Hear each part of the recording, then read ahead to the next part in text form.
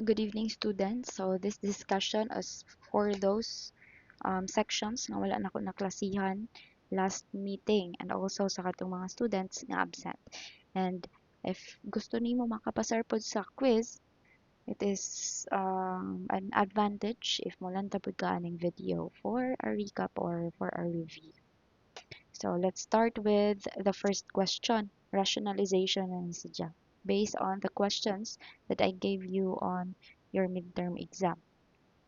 So an applicant who possesses the least disqualifications during the waiver selection process will, the answer here is delta, be given priority over others with more disqualifications. So katong mga applicants na walay waiver or walay disqualifications, they are considered as the qualified applicants. However, katong mga um, applicants kanay waiver, they are considered as the applicants with disqualification. So, the least disqualification that you have, the more na chance to be considered as an applicant for appointment in the PNP. So, kung ang imuhang waiver is 1 ra, or isa ra, and then ang imuhang kauban is duha iyahang waiver, more likely ikaw gyud ang makonsider to be appointed in the PNP recruitment process.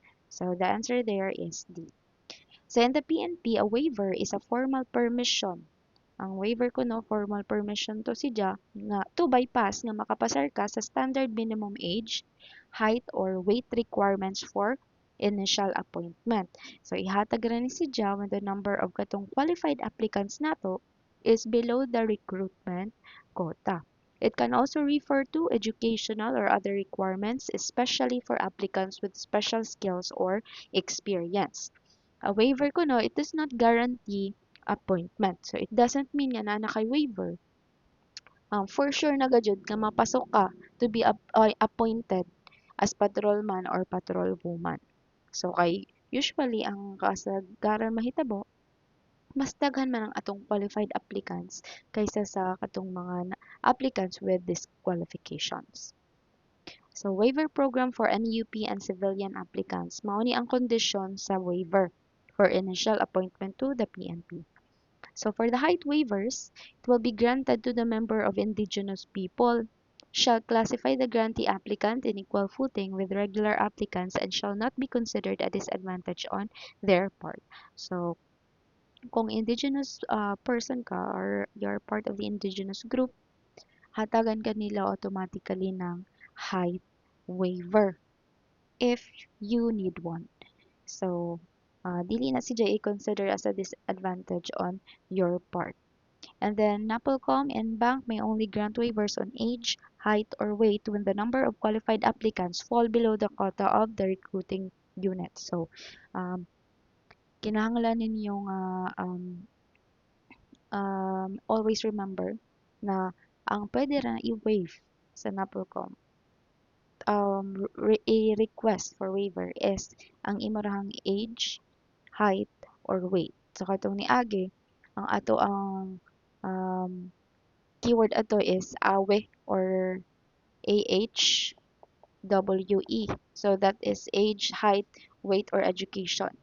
Pero sa bag-o man nga balaod, ang pwede rin nato nga i-waive is the age, height, and weight. So that is aho na lang. So dili kalimtan. Dili na nato pwede i-waive ang atong education since karon kinahanglan naman nila ng may bachelor's degree or kinahanglan na human ka og 4 years or 5 years nga course sa college. So applicants who possess the least disqualifications shall take precedence over those who possess more disqualifications. So man ang katong atong gidiscuss ganina. And mao na ang answer. For civilian applicants, waiver of age requirement may be granted provided that the applicant shall not be less than 20 or over 35 years of age. Under this condition, one is considered to not be over 35 years old if he or she has not reached his or her 36th birthday on the date of the effectivity of his or her appointment. So, pwede ka maka-waiver sa age since ang ato ang general qualification is dapat 21 to 35. Pero pwede ka mag-apply even if 20 pa ka or 30, 31 pataas, basta lamang dili ka mo lagpas og 35. So, pasok na siya sa atong waiver. An applicant who was granted a weight waiver shall be given reasonable time but not exceeding 6 months within which to comply with the said requirements. So, kung na kay weight waiver, kinahanglan within 6 months, imo na nang na-comply dili naka-underweight or overweight. Giyon sa man nimo pagkahibayo nga dili naka-underweight or overweight, mahibaw-an na nimo sa imuhang kadtong body mass index. So kung molagpas kag 26.5, you are overweight. Pag moubos kag 18.5, you are underweight. So dapat within 6 months imo na nang na-comply, na normalize na nimo ang imong BMI. Kay kung dili, you will be dismissed or forcibly retired from the service. So mao ba gani ka na dawat, retired na ka. And you will not receive benefits since you were dismissed. So mao ni ang factors to be considered for the grant of waivers. Number one, pinakauna, you must possess these special skills. So as a criminology student, dapat kabalo ka ni nga mga skills, dapat you are excellent in this kay mao po nilahang basihan for you to be granted a waiver.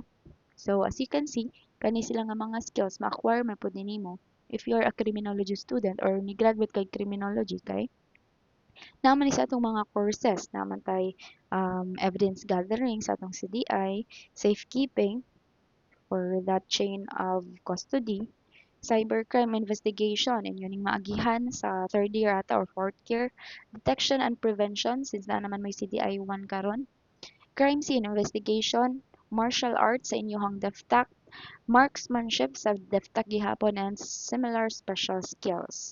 And then we have special talents in the field of sports, music, or arts and culture. So, probably ilaha kang i-grant ng waiver is because na kay sports nga listo ka ana nga sports kay naman po na sila yung mga contest sa ilahang kuan sa PNP, and then music or arts and culture. So if you are a performer or hilig ka na nga area, then extensive experience or training in forensic science and other legal, medical, and technical services. So if you are expert sa forensic science, forensic examiner ka, and you're a lawyer, di kaya a doctor. Then, outstanding academic records and extracurricular activities of applicants during his or her school days. So, katong college pa ka, um, daghan kay mga activities nga giapilan. And then good family background in law enforcement and social civil activities, recognized social standing in the community, awards and commendations received, which would indicate to the Commission and Bank that the applicant can become a good member of the Philippine National Police. So, mo ni ang mga factors to be considered nga mahatagan ka og waiver. So when the number of qualified applicants fall below the regional quota, an APOLCOM may issue a waiver for which of the following. So obviously, ang answer nato dira that is alpha, the age, height, and weight. Kay kani sila nga mga choices dili naman ni nato ma-waive. So that is alpha. The NAPOLCOM regional director grants a height waiver to an indigenous male applicant. Which of the following heights would still qualify under the waiver? So the answer here is Charlie.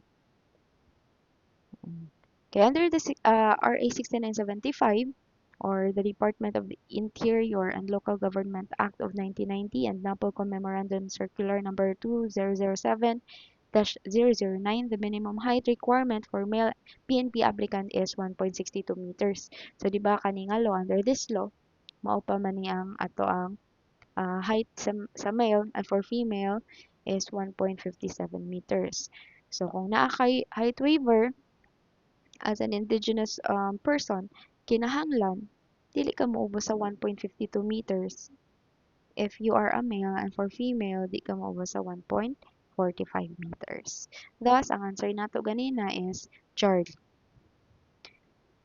An applicant was admitted under the waiver program but failed to meet the wait requirement after 6 months. What happens next? So, like kanina sa akong discussion, um, the answer here is Charlie. She will be dismissed from the service. Dismissed or that is forced um, retirement. So, wala ka na benefits nga madawat. An Applecom regional director is about to grant a height waiver to a non-indigenous applicant. Who has the authority to approve such waiver? So the answer here is that is Bravo, the NAPOLCOM or the Commission and Maria, a 34-year-old applicant, seeks a waiver for the age requirement. What is the maximum allowable age for which a waiver may still be granted? So the answer here is 35 years old. Okay? The question is the maximum man, pinaka taas, pinaka old nga age. That is Charlie. A male applicant who measures 1.53 meters tall but does not belong to any indigenous group applies for a height waiver. What should the NAPOCOM regional director decide? So the answer here is that is Bravo. Deny since ang katong minimum lagi nato ganina is dapat 1.57 meters. When two officers have equal qualifications and eligibility, who gets the preference? So kinsa man ang mas pilion nga i-promote, that is for promotion ha, for promotion ni siya, for promotion. So the officer assigned to the same unit where the vacancy occurs, the one with the higher academic degree, the one endorsed by a superior officer, or the one with longer service in the PNP.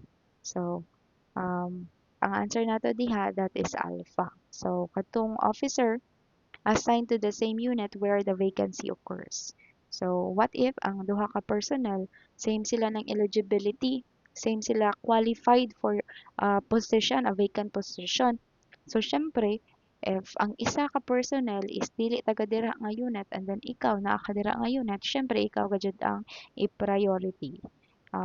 They will prefer you instead of the other personnel nga maoy ma-promote. So promotion is the conferment to the next higher rank with an increase in duties and responsibilities as authorized by law, usually accompanied by the corresponding increase in salary. So if ma-promote ka, of course, mutaas ang imong ranggo. So kakibat ng pagtaas ng imong ranggo is also mutaas pud ang imong duties and responsibilities. Pero don't worry kay mutaas man sa imong salary. So it is the upgrading of ranks and or advancement to a position of leadership and a system of increasing the rank of a member of the police service. NAPOLCOM establishes a system of promotion which shall be based on the following. So mo ni ilang basihan for promotion. Number 1 is kanang ilahang merit or qualifications. Number 2, seniority, and then the availability of the vacant positions. So, mao ni ang preferences for promotion, which is the question kanina. So, number 1, we have appropriate eligibility. Whenever there are two or more persons who are next in rank, preference shall be given to the person who is the most competent and qualified, and who has the appropriate eligibility. So kung mag-compete sila sa isa ka rank and then ang pilion mas i-prefer nila tong most competent kuno and most qualified. So ang atong mga eligibilities kadtong sa NAPOLCOM exam, kani ato ang mga asa na courses and exams nga i-take sa ato ang mga PNP officers by rank. And then competency and vacancy. When competency qualification and eligibility are equal kuno, preference shall be given to the qualified member in the organizational unit where the vacancy occurs. So kung pareha sila qualified and competent, so dito ta mag-refer sa kadtong qualified member in the organization nga naa na dito sa organizational unit kung asa naa ang vacant vacant na position or ang rank. Next is the seniority. So when all the foregoing conditions have been taken into account, kung pareha sila ani competent and then parehas sila na sa same unit, and still the members in the next rank have the same merit and qualifications, preference shall be given to the most senior officer. So ihatag sa kadtong pinakadugay na dira na nagserbisyo. So that is a seniority. The following are the appropriate eligibilities for patrolman/patrolwoman except, of course, the answer here is alpha. So, it's because of the sub-professional. Kaya dapat man professional ra siya. Dapat civil service professional. So, man yung appropriate eligibilities for patrolman/patrolwoman. So, natay na po kung or PNP entrance examination. Next, we have RA 6506. Giamendahan naman na siya by RA 11131 or para sa ato nga mga licensed criminologists. And bar exam and board exam nato sa bisag unsa nga kurso. Bar exam is katong para sa mga lawyers and board exam para sa other courses na kinahanglan ng board, mga board courses nato. Next, we have PD number 907 or the granting civil service eligibility to college honor graduates. So, kanang mga cum laude nato, mga summa cum laude, magna cum laude, automatic na sila granted of civil service. Na sila, civil service holder na sila. So, para, for example, kanang kang Sir Josh, this Sir Josh, he graduated with flying colors, cum laude man na siya, and then granted na siya ng civil service. So, no need na siya mag-exam for civil service professional exam. And also, katong mga tao nga, although dili sila qualified by this presidential degree, pero ni-exam sila sa civil service professional. So, maning atong eligibilities for appointment of patrolman and patrolwoman. So eligibility, it refers to the qualification granted to PNP personnel, uniformed or non-uniformed, making him or her fit to be assigned with an assumed position in the police intelligence community on the basis of acquired training, experience, and competence. So another question. Officer Ramos has spent 3 years as a police lieutenant colonel. Based on the time in grade rule, he is now eligible to be promoted as, the answer here is, that is Charlie Police Colonel. Kaya ang next ng police lieutenant colonel is police colonel. So, unsa ganitong time in grade? So, time in grade and outstanding accomplishment, it refers to the specified amount of time that a uniformed personnel must spend in a grade before they are eligible for promotion. So, mo na ang pinaka-minimum nga period or years na imuhang pagserbisyohan in accordance sa imuhang rank para eligible na ka for promotion. So, it includes occupational history, work experience, and other accomplishments worthy of commendation. So, mo ning atong time in grade 4, appointment to the PNP ranks. So, that is under the NAPOLCOM Resolution number 2013-501. So, 2 years asa ka as patrolman before ka mahimong police corporal. And then 2 years as police corporal to police staff sergeant and so on and so forth hantod maabot ka diri sa PB-Gen. What does time in grade refer to? So, the answer here, walay lain kundi bravo. The minimum years required in a rank before being eligible for promotion. So, a police colonel aiming to become a brigadier general must have served at least, the answer is delta, 2 years as a colonel. How long must a police master sergeant serve before being promoted to senior master sergeant? So, the answer there is alpha or 2 years. who shall be the appointing authority for applicants recruited by such unit of the PNP. So the answer here is Alpha, the director of the concerned unit. So always remember nga kung kana ra nga unit ang nagkinahanglan. So the appointing authority diha nga unit is the director. There should be a retake of the PAT within the same recruitment period if the candidate was rated failed. The statement is false. Is it incorrect? So, I know no, dira mo usually maglisod nga question kay katong past sections nga akong gipangklasihan, nagkamali sila kung unsaon ni pag-answer. So, pinakauna ninyong timan-an, diri asa tataman sa first sentence nato. Ingon diri, there should be a retake kuno. Na ako na retake of the PAT or katong atong physical agility test within the same recruitment period. So if nagbasa na mo daan or namati mo sa inyong classmate nga nag-report, makahibayo mo nga dili pwede mag-retake ng PAT or bisag unsa nga examination and test within the same recruitment period. Or example na diha, kung nang-apply ko karon and then failed ko sa PAT, wala ko nakapasar sa PAT, dili na ko makaproceed og neuro. Dili na ko pwede mag-retake, di ko pwede maingon nga, ay, otrohon na ho ang ahong PAT ma'am or sir. Kay para makasuyod ko, maka-proceed ko sa next step. Dili na pwede. So, kinahanglan, next year na sad ko, mga apply. So, kanang next year na ho, kinahanglan, mapasar na ho ang ahong PAT. So, wrong na nadaan ang atong statement number 1. So, the statement is false. Ningon siya nga ang statement ko na is false, which is tama. Tama siya nga false gajud ni nga statement. Dili man ni sakto. So, the statement is false. Is it incorrect? Incorrect ba kuno ang giingon niya nga this statement is false? Incorrect ba kuno ang iyang giingon nga this statement is false? So, the answer here is that is no. Dili siya incorrect or dili siya wrong kay sakto man iyang giingon nga false ang kani nga statement.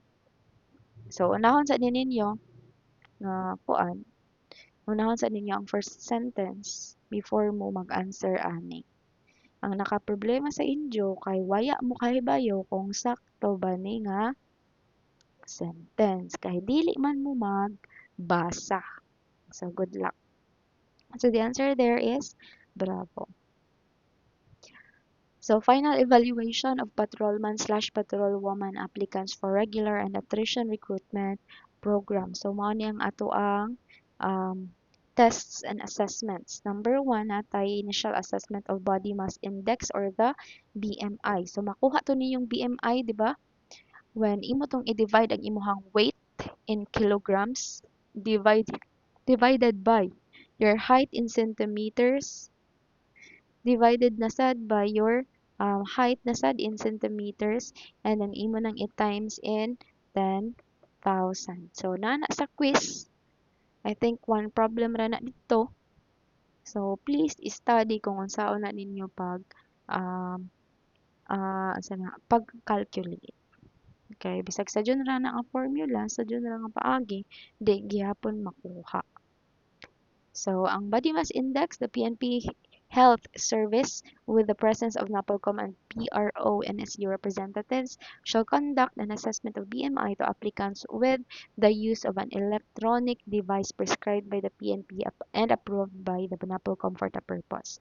The conduct of such assessment is aimed at determining BMI qualified applicants right from the start of the recruitment process. So, by that BMI ra, mahibaw-an na kung fit ba ka nga mo undergo sa mga rigid activities nga kinahanglan nimo nga i-take as an applicant. So next, BMI qualified applicants shall then undergo electrocardiogram test before the physical agility test or the PAT to determine their fitness to undergo the rigors of the latter test.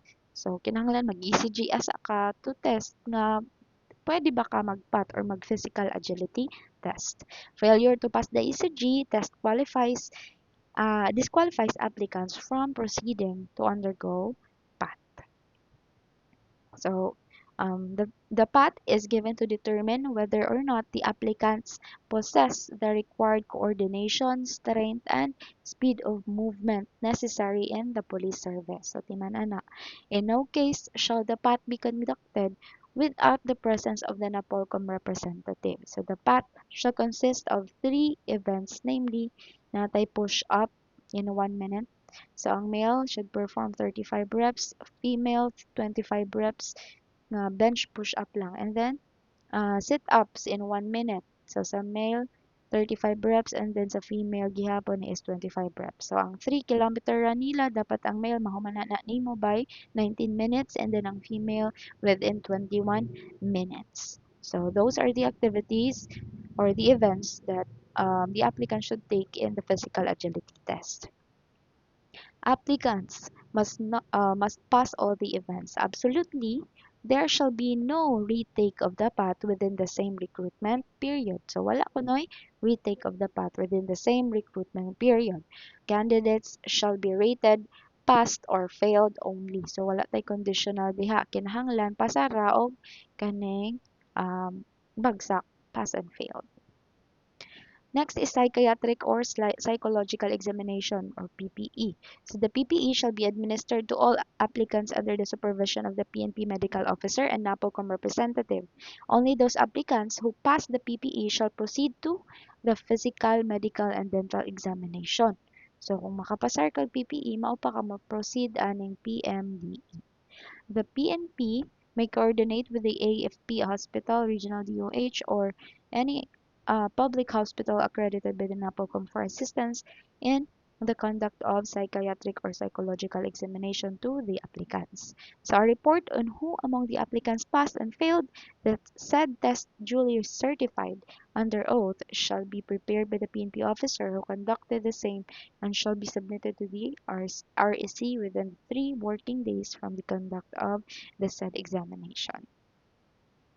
So, next, the complete character and background investigation or the CBI shall be conducted on all the PPE passers and must be completed before the start of the final committee interview. So, kinahanglan nakahuman na kag character and background investigation or CBI. Kay dili makapwede mag oath taking without the recommended CBI. So, the complete CBI shall determine their morality, integrity, loyalty, dedication, character, and reputation, and possible involvement in any questionable or criminal activities or violent incidents or membership in any dubious or terrorist organization. So, lang tawon nila kung ang unsa may imuhang character, unsa may imuhang batasan, and pati na imong mga previous jobs nga gipang applyan or pila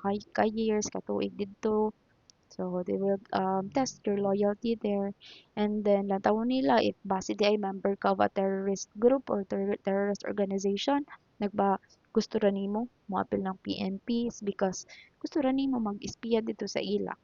So, para report dito sa imong mga kauban nga terrorists. So, the CBI is really important.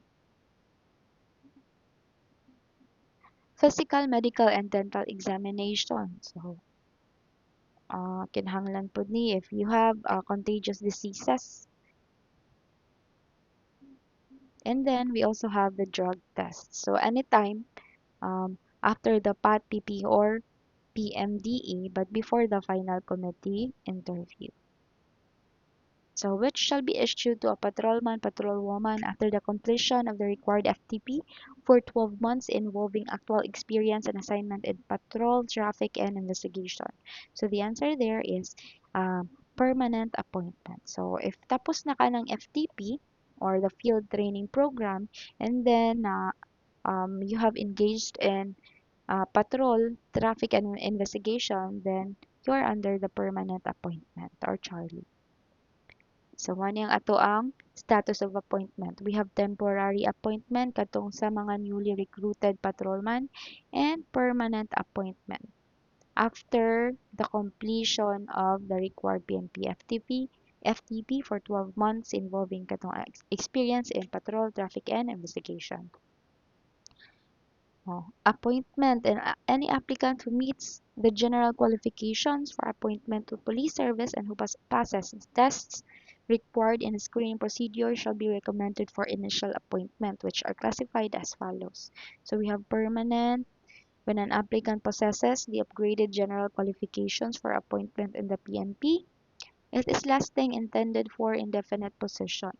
And then we have temporary kung ang PNP personnel was admitted to the service due to a waiver of the educational or weight requirements. So any member who will fail to satisfy any of the waived requirements within the specified time periods shall be dismissed from the service. So kanis sa una ra man ni nga balaod kadtong dili pa nila required ang bachelor's degree, which best describes an appointment under a waiver program. So that is temporary and subject to compliance.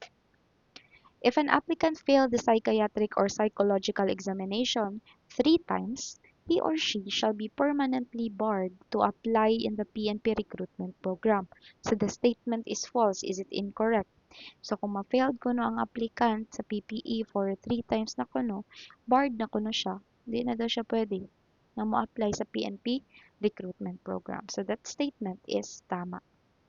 So the statement is false. Ingon siya, false kuno na nga statement, dili kuno na sakto. So dapat mali na, di ba? Kay laong man siya nga ang statement is false. So is it incorrect ba kuno? Wrong ba kuno nga niingon siya og false? Wrong ba kuno nga niingon siya og false? So the answer dyan is alpha, yes. Who appoints patrolman or patrolwoman up to the police executive master sergeant? So the answer there is the RD or the regional director or the chief of the PNP if naa ka dito sa Luzon. Which test is given to determine whether or not the applications possess the required coordination, strength, and speed of movement necessary in the police service? So that answer is physical agility test.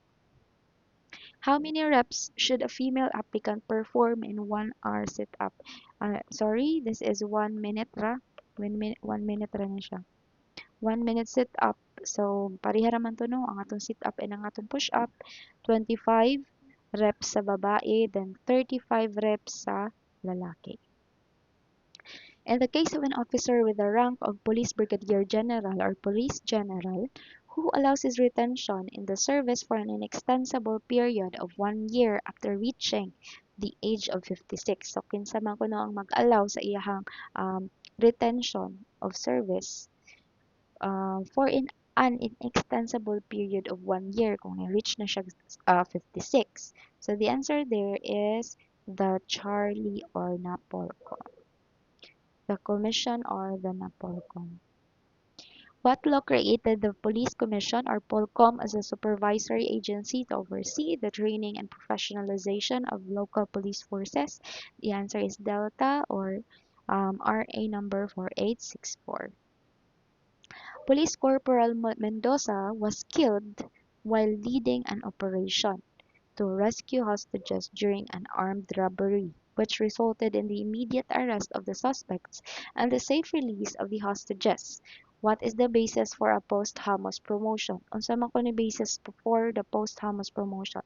So, always remember nga ang posthumous promotion nato is a meritorious promotion. So, ihatag ra na sa personal kung mapatay siya in performance of his or her duty. So the answer there is bravo. The act must be considered an act of heroism and he must have died in the line of duty. So the answer is bravo.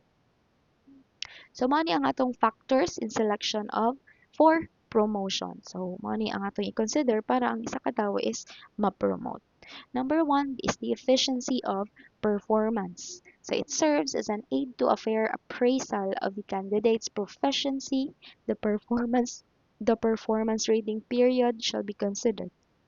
provided that in no instance shall a candidate be considered for promotion unless he had obtained a rating of at least satisfactory. So, dapat satisfactory daw ang imuhang performance during your evaluation. And then education and training refers to the educational background which includes the completion of in-service training courses. Katong training courses nato, academic studies, training grants such as kaning PSBRC, PSFPP, PSJLC, PSSLC, and so on and so forth. And then time in grade and outstanding accomplishment, which refers to a specified amount of time that a uniformed personnel must spend in a grade before they are eligible for promotion. So katong ganina nga atong time in grade kung pila ka years ang imong iserve for that rank for you to be promoted. So it includes occupational history, work experience, and other accomplishments worthy of commendation. Next is physical character and personality. So it refers to the factors of physical fitness and capacity as well as attitude and personality traits insofar as they bear on the nature of the rank or position to be filled. So, of course, if you are physically fit or your character and personality um, when it comes to your comrades and also sa um, community and leadership potential. So this pertains to the capacity and ability to perform the duties required in the new or higher position and good qualities of leadership. So please note na tanan ang police officers eligible sila to be promoted. So it depends lang if they meet the minimum requirements for promotion. Next, we have the types of promotion. So we have regular promotion and special promotion or the meritorious. So actually napod ni kato ang promotion by virtue of position. So there is a regular promotion. So it refers to the promotion to the next higher rank granted to the any uniform personnel who passed the minimum qualification standard. So if you have met the minimum qualification standard, then that is a regular promotion.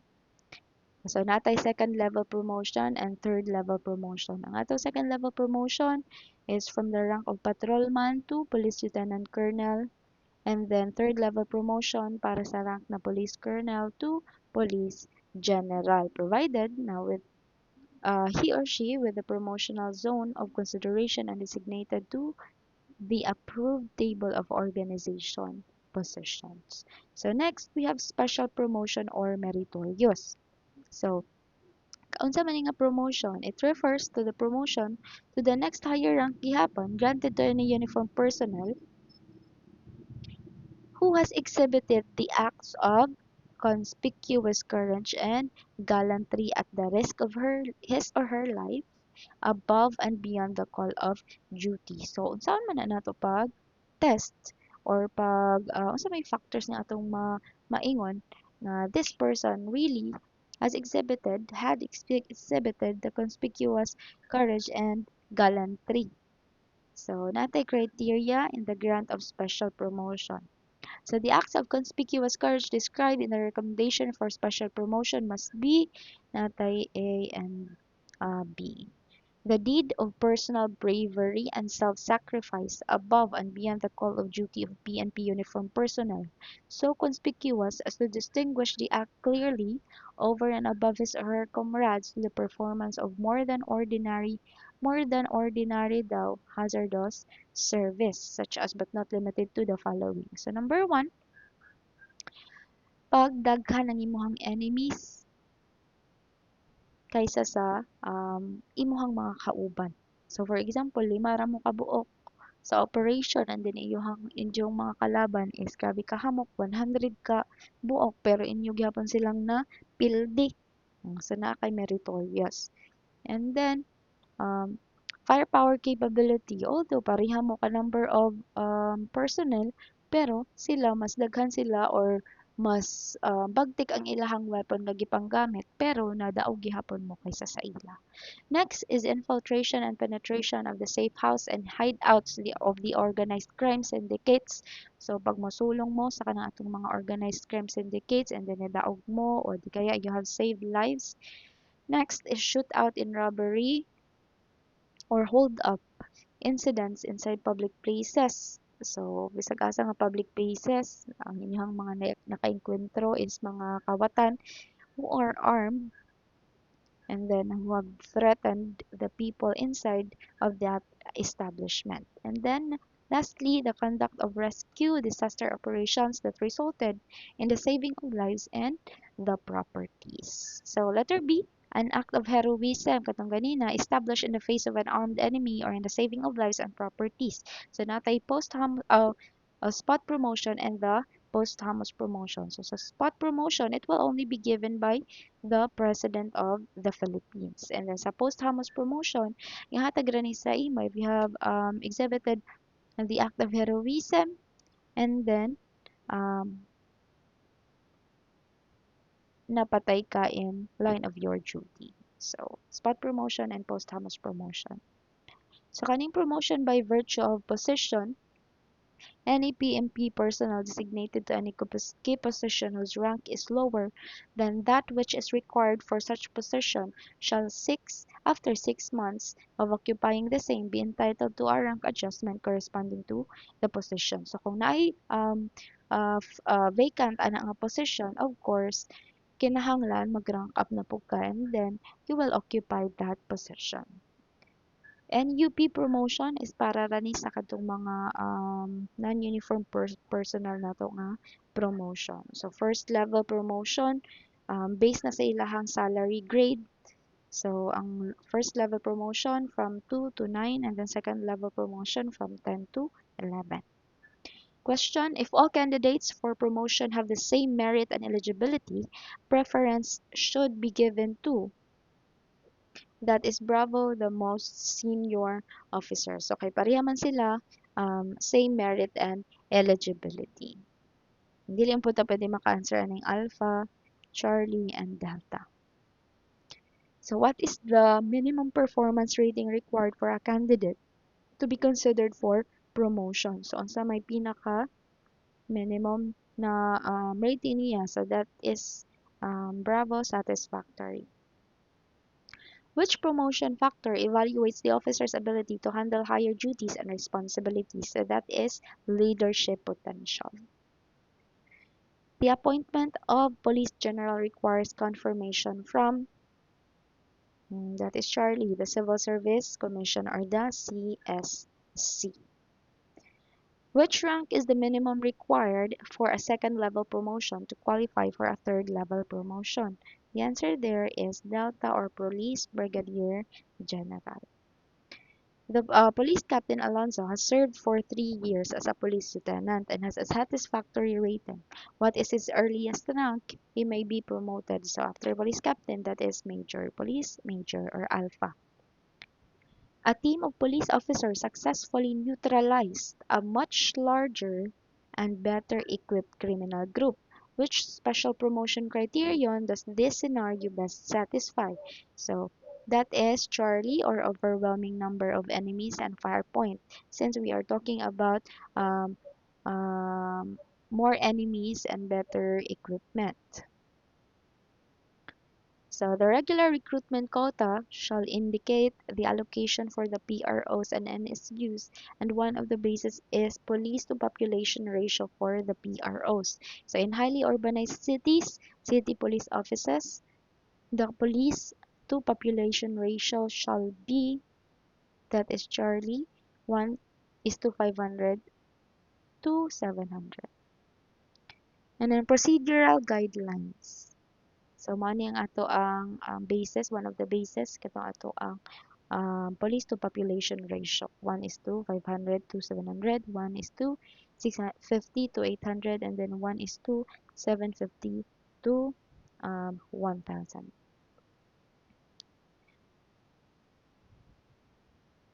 So the PNP shall reserve at least 10% of its annual regional and per unit recruitment quota for qualified female applicants. So the statement is false. Is it correct? So na po dani nga question. So in the first sentence, ingon si Jang, ang ato dapat ang PNP shall reserve ko 10% ra ko no of women or female. So the statement is false. So ang pinakauna nga statement nato, that is correct. 'Di ba? 10% lang ilang i-allocate for women. So Kung 100 ang applicants, 90 90% is male and then 10% is female. So the statement is false. False ba ko no? So ingon si Jana, the statement is false, which is not right. Di ba dili sakto? Kaya naman yun maka nga false nga sakto man na. Sakto man nga 10% ra. So is it correct? So the answer there is no. That is Charlie. So the following could be prioritized in the recruitment process in case there is no qualified or lack of applicants. So the answer there, except the answer there is Delta. Those coming from neighboring countries. So pwede ra from the adjacent cities, pwede ra those coming from the adjacent municipalities, pwede ra from other regions, dili pwede ang other countries. So diyan ang atong first priority gikan sa adjacent nga city or municipality. Second priority nato from other cities or municipalities within the province ra or district. And then third priority from any part of the region. Fourth priority from other regions. So the length of service used to compute longevity pay begins from what date? So the answer there is the date of latest promotion. So kung kano sa ka na-promote, dito pa mag-start ang imuhang longevity pay. So the longevity pay for military uniform personnel is 10% of their basic monthly salary for every 5 years of active service. So every 5 years of active service, you have a 10% additional to your basic monthly salary. So additional na nimo 10% every 5 years upon appointment. So the computation of the length of service begins from the date of the appointment. However, dili pwede nga mo exceed ka sa 50% sa imuhang basic pay. So 50% ra gyud na siya tama. Di na pwede nga 60% of your basic pay amoy additional nimo nga madawat. So 50% ra ka taman. So what is the absolute maximum percentage of longevity pay that any uniformed personnel, regardless of rank or service length, can receive based on their basic monthly salary? So that is Charlie, or 50%. This retirement shall be upon the attainment of the age 56 for officer and non-officer of the PNP. So pag maabot na kag 56, that is compulsory retirement. So natay types of retirement diri. So we have compulsory retirement, optional retirement, and total permanent physical disability. So sa compulsory retirement, once you have reached the age of 56, in compulsory retirement na ka. Pwede na ka mo undang sa imong pag-serbisyo. And then optional retirement, once you have the accumulation of at least 20 years. So at least 20 years na ka sa imong serbisyo, pwede na ka mo file sa imuha sa NAPOLCOM ng retirement. Total permanent physical disability. So kung within line of the duty and then na-disable ka upon the performance of your duty, then pwede na ka mag-retire. If a retiree opts for the lump sum, what happens to the payment of their retirement benefits after the first 3 years? So, sa ganitong lump sum, di ba, mao ang accumulated pension nimo in 3 years and then imuhang gustong kuhaon for 3 years. So, within 3 years, wala kay madawat nga pension every month kay imo namang gikuha. So, after 3 years, deserve pa sila mo continue paghatag sa imo og pension. So the answer there is Charlie. So they receive their retirement pay in equal monthly installments as they accrue. So once mahuman na ang 3 years, dira pa mo continue ang imuhang pension. A police master sergeant, PNCO, reaches the compulsory retirement age of 56. What is a key requirement for him to be eligible for the computation of the retirement benefits? The answer there is bravo. He must have served for at least 1 year of active service in permanent rank. So, in that permanent rank, kinahanglan nakapag-serve ani ka ng at least 1 year. On January 9, 1901, this organization was established pursuant to Act Number 70 of the Taft Commission. The answer there is Metropolitan Police Force. which is not true about the Field Training Program or FTP. So the answer there is none of the above. So it shall be composed of the Public Safety Basic Recruitment Course. It shall be composed of the FTE or the Field Training Exercise, and it shall not exceed 12 months. Physical, medical, and dental examination shall be retake in the same recruitment period when the applicant failed.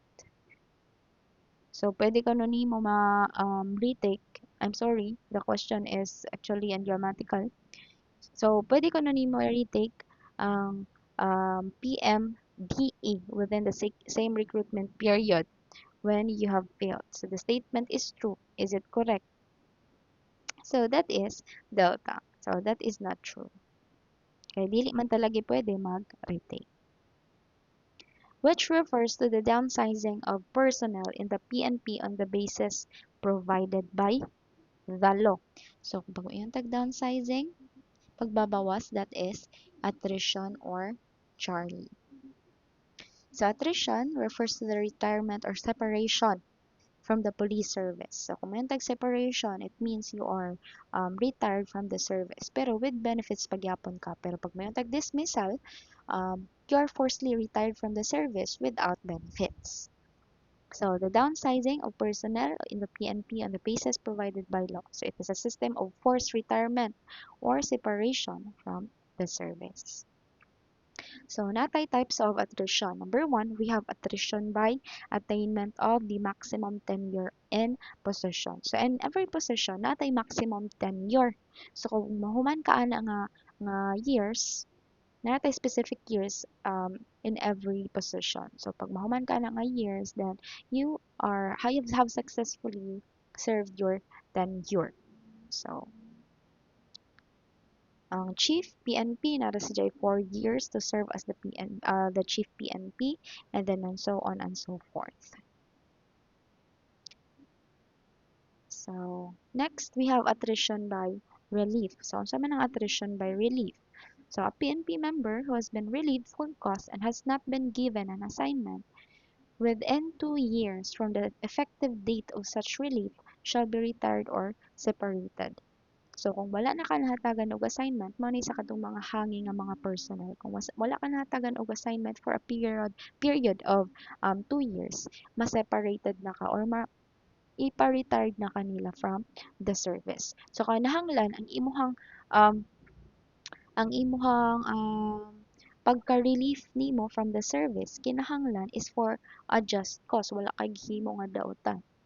So it's just that wala ra gyud ka nahatagan og assignment. So the PNP member has not been given any assignment within 2 years from his or her relief, and there are available positions commensurate to his or her rank. And then the non-assignment for a continuous period of 2 years is due to valid reasons and or reasons attributable to him or his or her refusal to accept any position commensurate to his rank, or dili ra gyud ka mo accept sa position that is commensurate or equal na sa imong rank.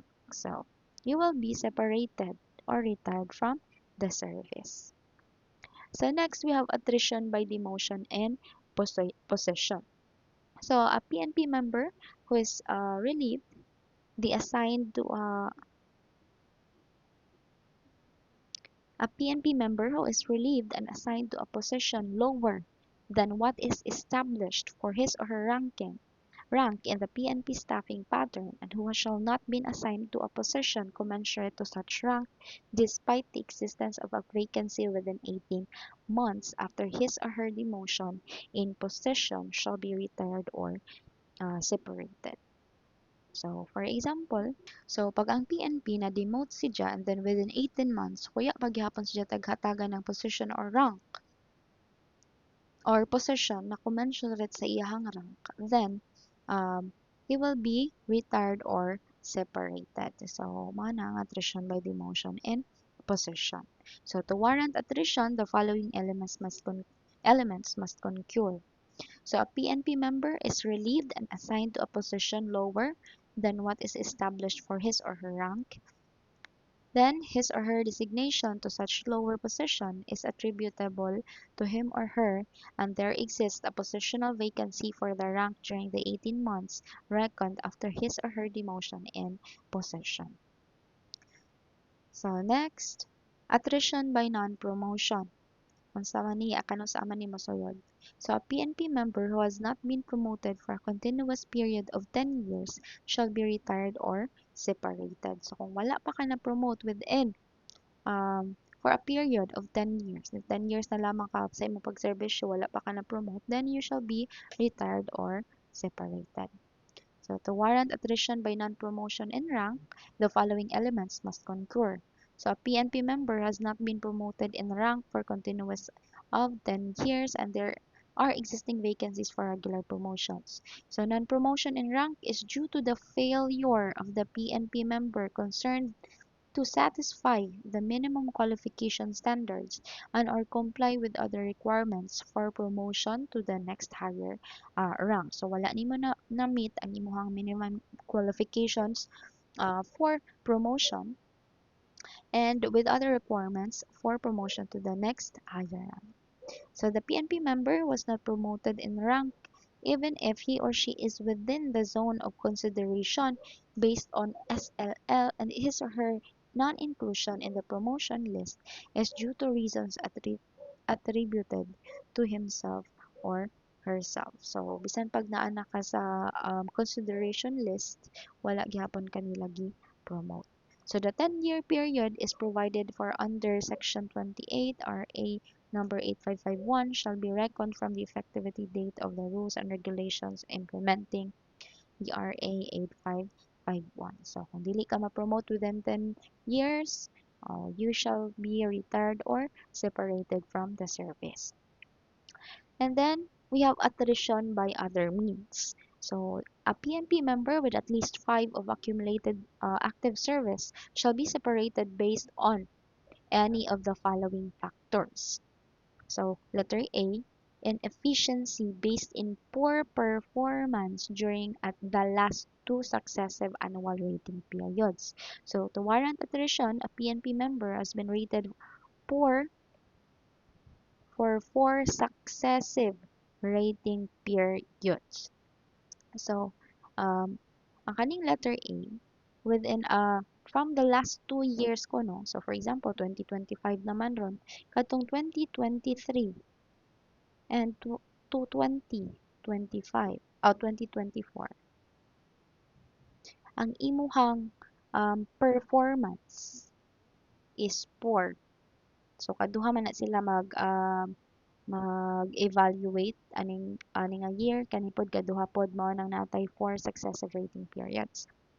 So if you have been rated poor in your performance in 2023 and then poor gihapon imong performance in 2024, so that is successive annual rating periods. So it means you will be um, retired or separated from the service. And then letter B, inefficiency based on poor performance for 3 cumulative annual ratings. So bisag dili na sila sunod-sunod pero katulo na ka nga naay poor performance, then you will be retired or separated from the service.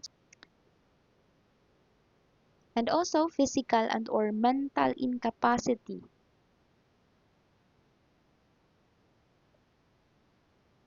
to perform police functions and duties. So, naa kay mental illness or physical, dili na ka maka perform sa imong duties. So, you will be separated or retired from the service.